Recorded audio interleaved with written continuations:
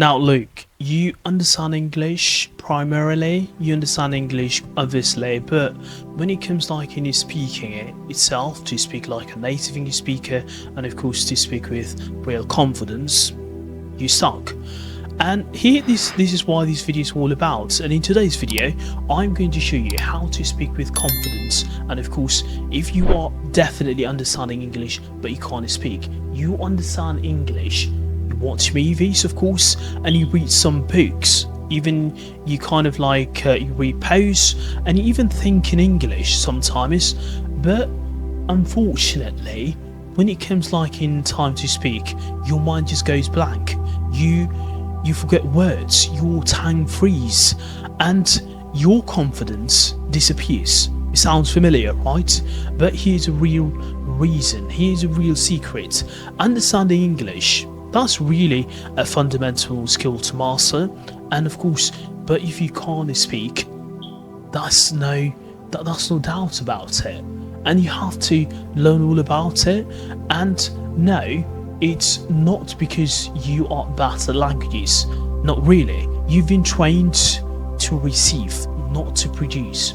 What I'm talking about here is most English learners spend years, even decades, of doing this. And I think if you can't avoid these real reasons, these real secrets of holding you back to not sound even more confident and even more like a native English speaker, I would say you will stay in the same place. Watching videos because you receive, not producing. Watching videos, reading textbooks, even memorising vocabulary list, and even that's a passive learning, and you're just receiving information, and that's a good thing about it.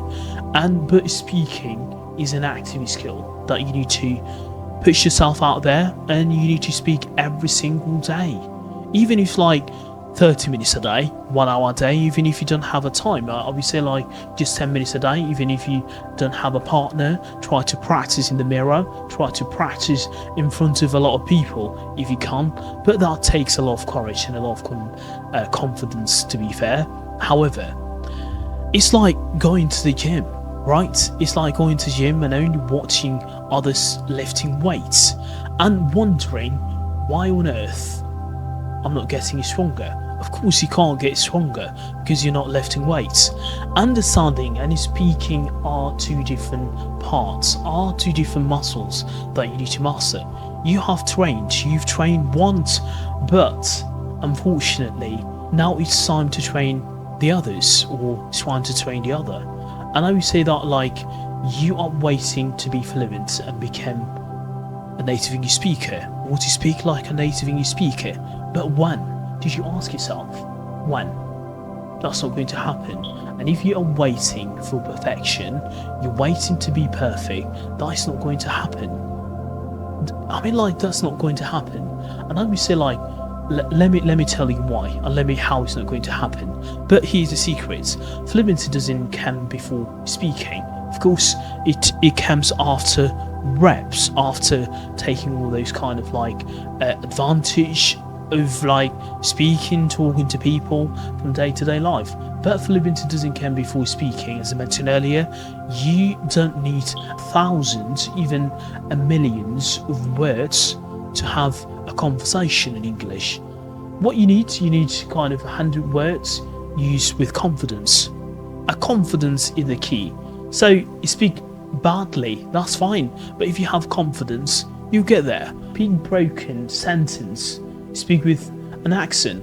A lot of people at the moment, they kind of fear of making mistakes because probably their accent, vocabulary, even their pronunciation, which is like one of the most fundamental barriers what I would say a lot of people they struggle with. And I would say also fear is a real block. Fear is a stumbling block, not kind of like a lack of English. You are not bad at English, to be fair, and you are just scared of making mistakes. And do you know what? Even top English learners, people who they have achieved, I would say, the highest level of English, they've been already kind of very bad at languages, but what you need to understand that mistakes are there to help you learn from them, not to be afraid of them. And we all learn from mistakes, to be fair. If you don't make mistakes, how are you going to learn? Nothing.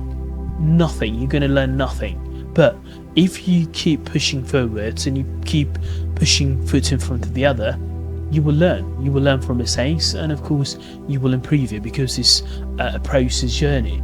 But the truth is, mistakes are there. Mistakes are price you need to pay for fluency. Confidence, of course, comes from taking reps. Confidence comes after courage, after taking action, not before. But every fluent speaker was once a beginner. However, you are not practicing speaking daily. Reading won't make you a confident English speaker, won't make you a fluent English speaker. Watching won't either. But what it does, taking yourself out of your comfort zone, shadowing practice, recording yourself with the voice notes, even speaking with AI tutors. I would say ChatGPT, which I'll highly recommend if you want to practice. And even speaking with muscles. Speaking is the muscle that you need to practice it, and you are not using it to grow it.